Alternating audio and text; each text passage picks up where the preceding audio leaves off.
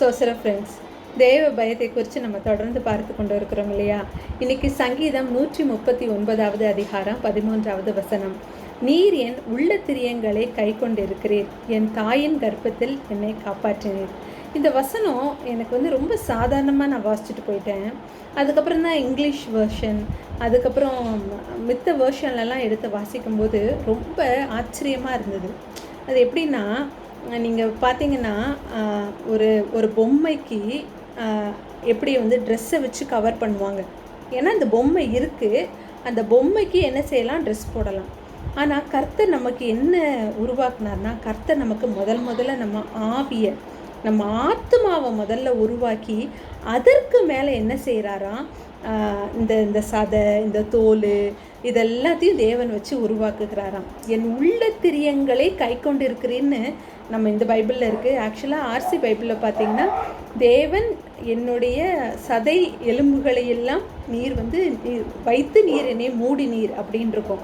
என் தாயின் கர்ப்பத்தில் என்னை காப்பாற்றினீர். அப்போது நம்மளை உருவாக்குறதுக்கு முன்பதாக எனக்கு ஒரு பர்பஸை அவர் எழுதிட்டார். நீங்கள் பார்த்தீங்கன்னா, நீங்கள் உங்கள் வீட்டுக்கு ஏதாவது ஒரு பொருள் வாங்குறீங்கன்னு வைங்களேன். பொதுவாக கட்டில், பீரோல்லாம் அப்படி செய்வாங்க, மரத்தில் செய்கிறதா இருந்தால். இந்த பர்பஸ்க்கு ஃபுல்ஃபில் ஆகணும். இப்போ பிள்ளையை கல்யாணம் முடிச்சு கொடுக்குறாங்க அப்படின்னா, இந்த சைஸுக்கு, இந்த மரத்தில், இப்படிப்பட்ட டிசைனில் இதெல்லாம் செய்யணும்னு நினைப்பாங்க. அது மாதிரி வீட்டு கதவு, புதுசாக வீடு கட்டுறாங்க, அந்த நிலக்கதவு, அந்த வாசக்கதவை என்ன செய்வாங்க, ஸ்பெஷலாக டிசைன் பண்ணுவாங்க.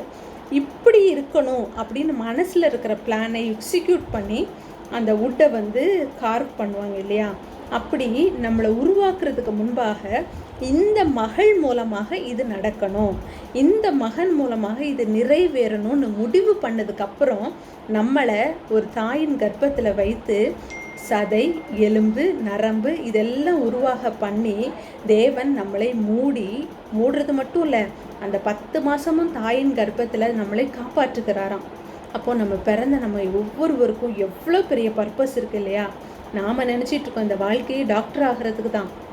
எத்தனையோ குழந்தைங்கள் டாக்டர் கனவை நிறைவேற்றணும்னு தன்னை மாய்ச்சி கொள்கிறாங்க. எத்தனையோ பேர் ஏதோ ஒரு காரியங்கள், நான் பிடிச்ச ஒரு நபரை கல்யாணம் பண்ணிக்க முடியல, நான் நினச்ச வேலைக்கு போக முடியல, நான் நினச்ச இடத்துக்கு என்னால் உயர முடியலன்னு தங்கள் உயிரை மாற்றி கொள்கிறாங்க. ஆனால் கர்த்தர் ஏதோ ஒரு பெரிய பர்பஸ் வச்சுருக்கிறாங்க. ஆனால் அந்த பர்பஸை விட இந்த உலகத்தில் இருக்கிற பர்பஸ் நமக்கு முன்னாடி போனதுனால, அதோடைய அந்த ஆழை நமக்கு தெரியாததுனால நம்ம என்ன செஞ்சிடறோம், நம்ம உயிரை விட்டுருதோம்.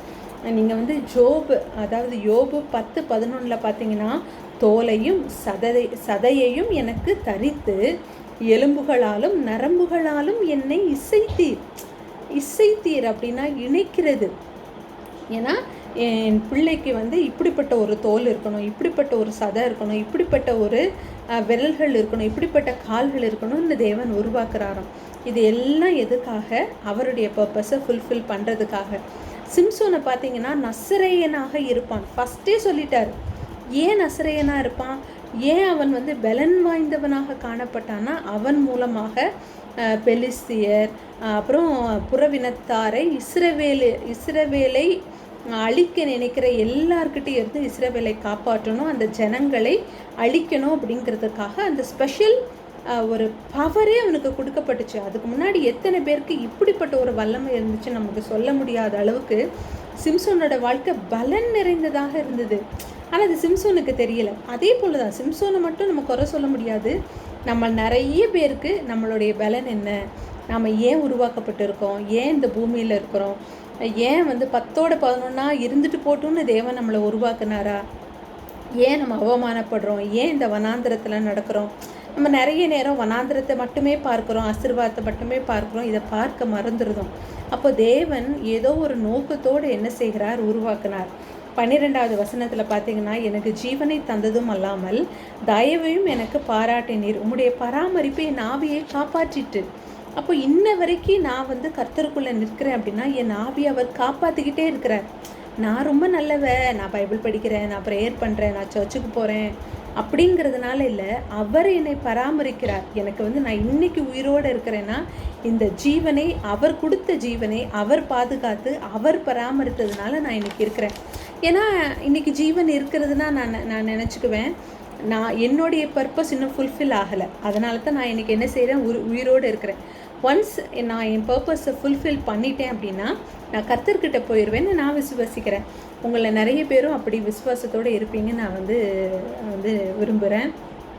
14வது வசனத்தில் பார்த்தீங்கன்னா, நான் பிரமிக்கத்தக்க அதிசயமாய் உண்டாக்கப்பட்டபடியினால் உம்மை துதிப்பேன், உமது கிரியைகள் அதிசயமானவைகள்.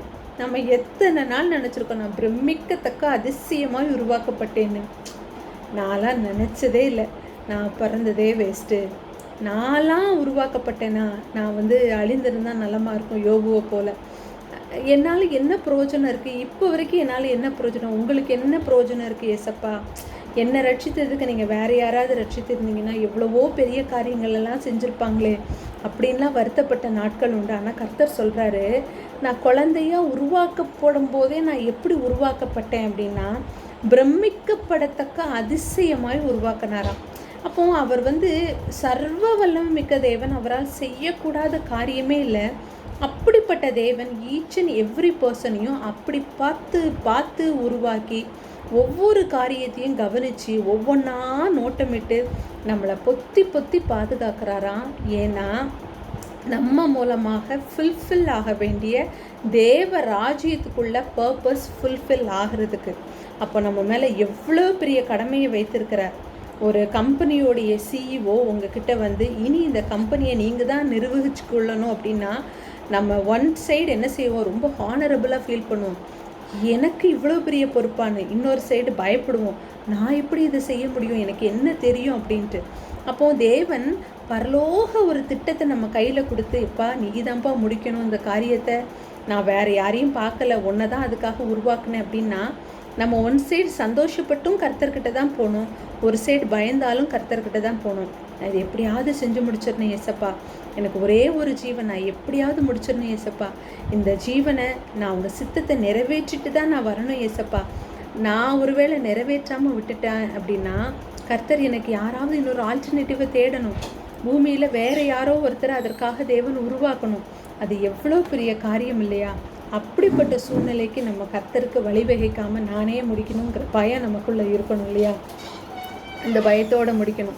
நம் தேவனாகி இயேசு கிறிஸ்துவுக்கு ஆல்டர்னேட்டிவ் இருந்துச்சா? அவன் சிலுவை வரைக்கும் போயிட்டு செய்ய முடியாமல் இறங்கிட்டாருப்பா அப்படின்னு ஏதாவது ஆல்டர்னேட்டிவ் இருந்துச்சா? இல்லை இல்லையா?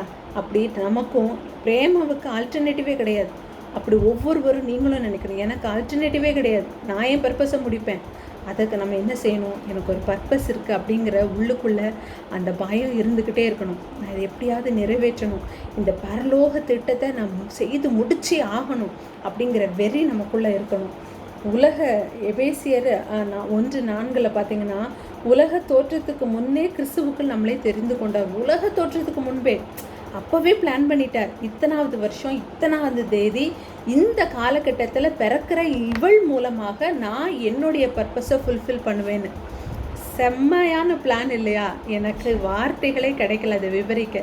உங்களால் அதை புரிஞ்சு கொண்டு அதை கிரகிக்க முடியும் நான் விசுவசிக்கிறேன்.